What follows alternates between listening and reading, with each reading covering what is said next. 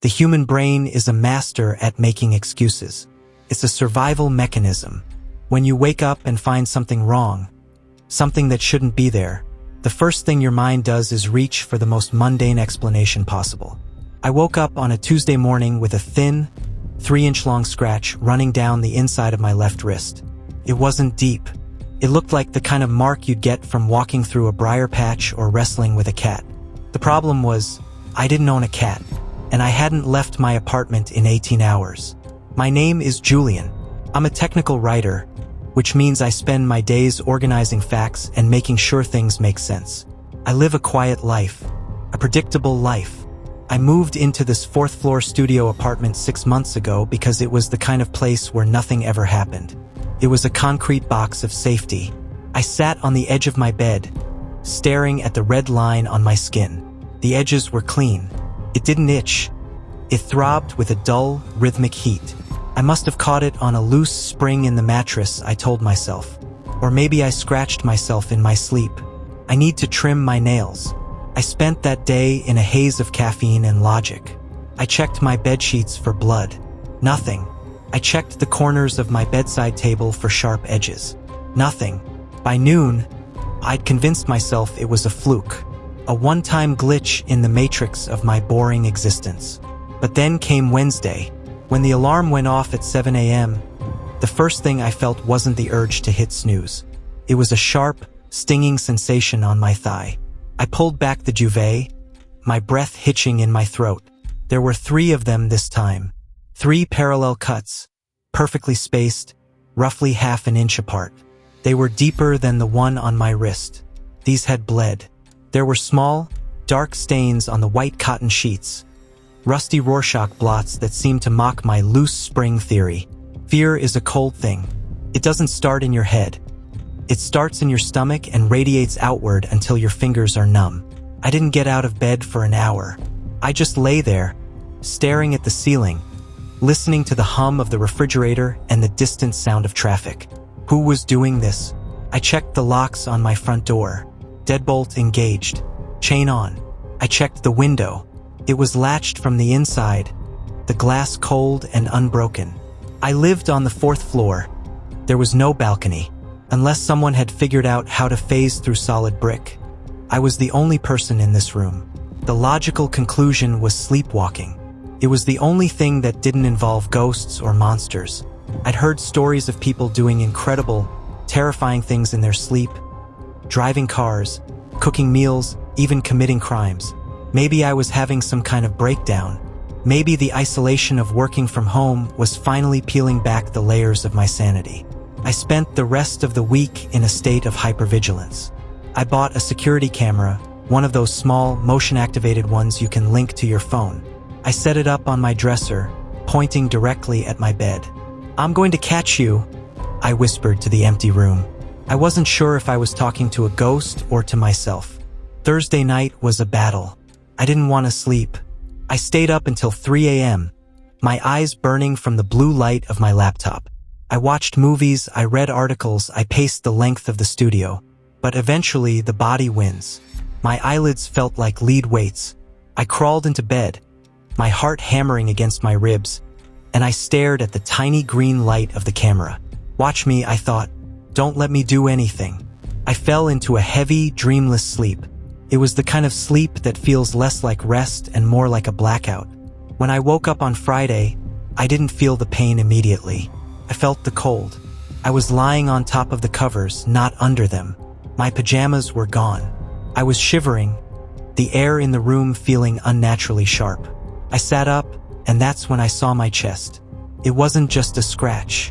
It was a pattern. Across my sternum, someone or something had carved a series of intersecting lines. They looked like tally marks, 4 vertical lines with a 5th diagonal line slashing through them. 5 tally marks. I scrambled for my phone, my hands shaking so violently I almost dropped it. I opened the camera app and navigated to the recorded footage from the night before. I needed to see. I needed to know that I was the one doing this. If I saw myself holding a kitchen knife, I could go to a doctor. I could get help.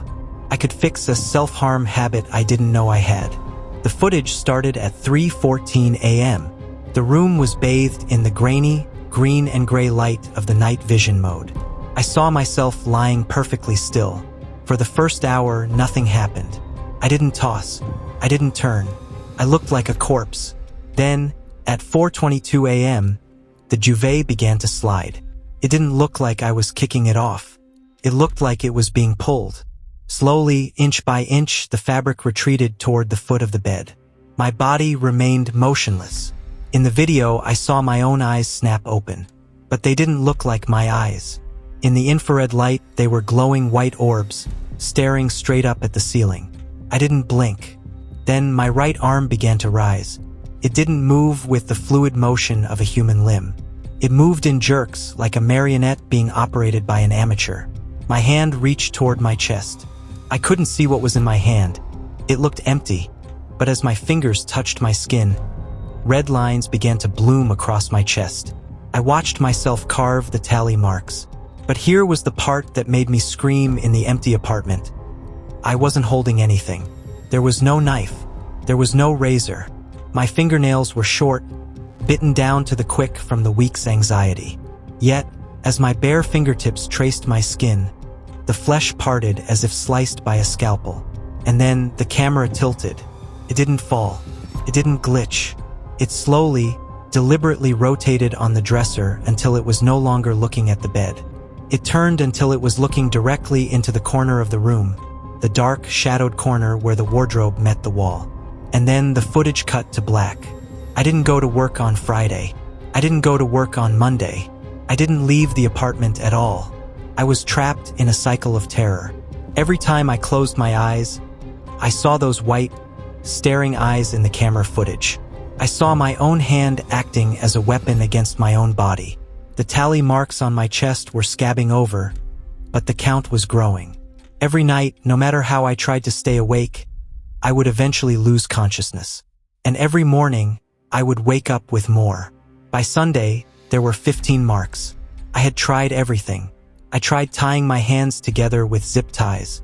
I woke up with the ties neatly cut and lying on the floor, and 3 new slices on my shoulder. I tried sleeping in the bathtub with the light on. I woke up back in my bed, the light off, and a deep gash on my calf. The apartment began to feel different. You know that feeling when you're being watched? That prickle on the back of your neck? It became a constant weight. The air felt thick, as if the oxygen was being replaced by something heavier and colder. I stopped looking in mirrors, not because I was vain, but because I was afraid of what I wouldn't see. Or worse, what I would. On Tuesday night, I decided to fight back. I went to the hardware store, the first time I'd been outside in days. The sunlight felt like a physical assault. People looked at me and I knew why. I looked like a ghost. My skin was sallow, my eyes sunken and underlined by deep purple bruising. I bought the strongest deadbolts I could find, a motion-activated floodlight, and a heavy-duty voice recorder. If I couldn't see what was in that corner, maybe I could hear it. That night, I didn't even try to sleep. I sat in the middle of the room on a folding chair, right under the floodlight. I held a pot of boiling coffee in one hand and a letter opener in the other. "Come on," I whispered. "Show yourself." The silence in the apartment was absolute. No cars passed outside. No neighbors moved in the hallway. It was as if the rest of the world had been erased, leaving only me and the 4 walls of my studio. Around 3 a.m., the floodlight flickered. It was a sharp, aggressive blink. Then another. I gripped the letter opener tighter. The air temperature dropped so fast I could see my breath. A thin, white mist curled out of my mouth. Then came the sound. It didn't come from the corner. It came from inside my own head. It was a clicking noise. Click, click, click, like fingernails tapping on a chalkboard. It grew louder, vibrating in my teeth, rattling my skull. I turned toward the corner, the one the camera had been staring at. There was nothing there, just the wardrobe and the shadows. But the shadows were moving. They weren't reacting to the light. They were independent of it. A patch of darkness, blacker than the rest, began to detach itself from the wall. It didn't have a shape, not exactly. It was a smudge on reality, a hole in the world. I tried to stand up, but my legs wouldn't work. It wasn't fear. It was paralysis. My muscles felt like they had been turned to stone. I sat there, trapped in the chair, as the shadow drifted across the floor toward me. It moved with a sickening, liquid grace. When it reached the edge of the light, the floodlight didn't just flicker, it exploded. Shards of glass rained down on me, but I didn't feel them. The room was plunged into total darkness, save for the faint, red glow of the record light on my voice recorder. I felt a hand on my face. It wasn't cold. It was hot, searing, blistering heat. A finger traced the line of my jaw, and I felt the skin part. I felt the warm blood begin to trickle down my neck. I tried to scream, but my throat was filled with that same thick, heavy mist. Then, a voice. It wasn't a human voice. It sounded like the grinding of stones, like the wind howling through a graveyard. It didn't use words, but I understood it perfectly. Counting. Julian, we are counting. I passed out. When I woke up the next morning, I was back in bed. My chest, my arms, and my legs were covered in tally marks. I counted them in the bathroom mirror, my hands trembling so much I had to lean against the sink. 33 marks. I grabbed the voice recorder. I needed to hear it. I needed to know I hadn't imagined that voice. I hit play. For the first hour, there was only the hum of the room. Then the sound of the light exploding. A long silence. And then the clicking. But on the recording, the voice didn't sound like it was in the room. It sounded like it was coming from me. I heard my own voice, distorted, layered with that horrific grinding sound, saying, "The tally is almost complete. The vessel is almost carved. 33, 34, 35. I dropped the recorder. It shattered on the tile floor. I wasn't being haunted. I wasn't being attacked by a demon. I was being hollowed out. Something was using the cuts to rewrite me. Each incision wasn't a wound. It was a character in a language I didn't understand. My body was becoming a scroll, and whatever was writing on me was almost finished with the first chapter. I looked at my hands. Underneath the fingernails, there was dried blood. My blood. The horror of it was total. I couldn't run because the thing I was running from was inside my own nervous system. I was the knife. I was the victim, and I was the witness. I decided then that I wouldn't let it finish. If I couldn't stay awake and I couldn't stop the cutting, I would end the cycle. I walked to the kitchen and looked at the knife block. But as I reached for the handle of the chef's knife, my hand stopped. It didn't just stop. It locked. I fought against my own tendons, straining until the bones in my wrist creaked. I wanted to grab the knife. My brain was screaming the command, "Grab it." But my hand stayed open, hovering inches away from the steel. A laugh bubbled up from my throat, a sound that wasn't mine. "Not yet," I heard myself say. "The count must reach 50. The last few days are a blur of pain and forced consciousness." I didn't eat. I didn't drink.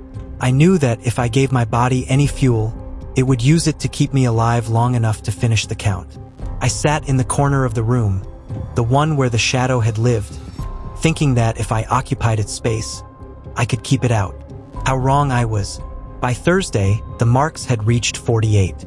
They covered my torso, my limbs, even the soles of my feet. I moved with a stiff, agonizing gait, the scabs cracking and weeping every time I took a step. I looked like a map of a city that had been burned to the ground. The apartment was no longer my home. It was a cocoon. The walls seemed to pulse with the same rhythm as the throbbing in my wounds. The clicking sound was constant now, a metronome for my descent into whatever was coming next. I knew that sleep would come for me one last time, and I knew that when I woke up, the count would be 50. What happens at 50? I spent my final hours of lucidity writing this. Not because I think it will help me, but because someone needs to know. If they find my body or whatever is left of it, they need to understand that Julian didn't do this. Julian was the one trying to stop it.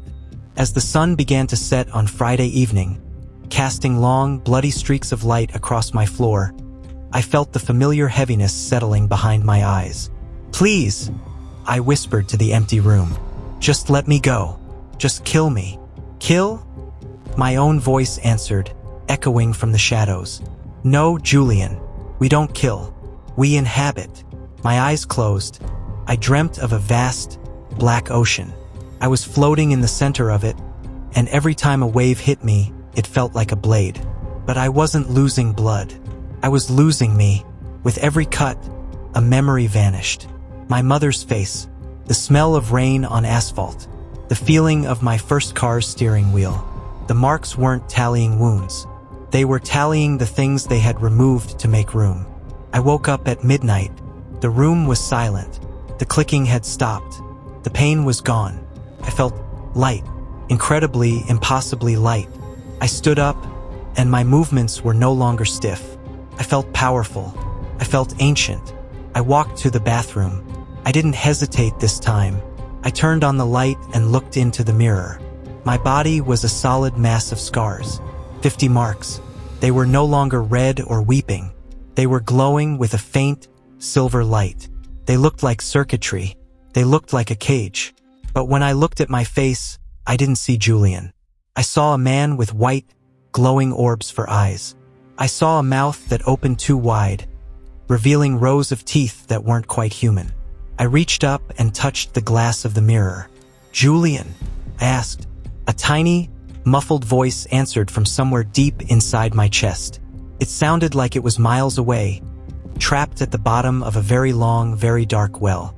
I'm here, the voice whispered. Please, let me out. I smiled at my reflection. There's no room for you anymore, Julian. The count is finished. The vessel is occupied. I looked down at my hands. They were steady. They were strong. I walked out of the bathroom and over to the window. I unlocked it and pushed it open. The night air was cool and inviting. I looked down at the street below. The people walking their dogs, the cars driving home, the lives being lived in blissful ignorance. I felt a hunger then, not for food, but for space, for more vessels. I realized then what the final twist of the knife was. The scratches hadn't started because I was special. They hadn't started because I was chosen. They started because I had looked at a shadow in the corner of a room and wondered what it was. And in this world, when you look into the dark doesn't just look back. It moves in. I stepped onto the windowsill, my new body humming with the power of 50 stolen memories. But before I left, I turned back to the room. I saw the security camera still sitting on the dresser. The little green light was on. It was still recording. I walked over to it, leaned in close, and whispered into the lens. Who's counting now? I didn't jump. I didn't need to. I simply faded into the shadow of the wardrobe, becoming the very thing that had terrified me a week ago. And as I waited in the dark for the next tenant to move in, I began the clicking sound again. Click, click, click. I watched the empty bed. I watched the door. And then I felt it. A new presence. Someone was standing in the hallway, key in hand. A girl, young, nervous, looking for a fresh start in a quiet, concrete box of an apartment. She opened the door. She walked in. She looked at the shadows in the corner and shivered. Must be a draft, she whispered to herself. I reached out, my invisible fingers tracing the air inches from her wrist. 1. If you love this story and want more contents like this, comment, like, and subscribe to the channel. Also, check out the channel for interesting videos.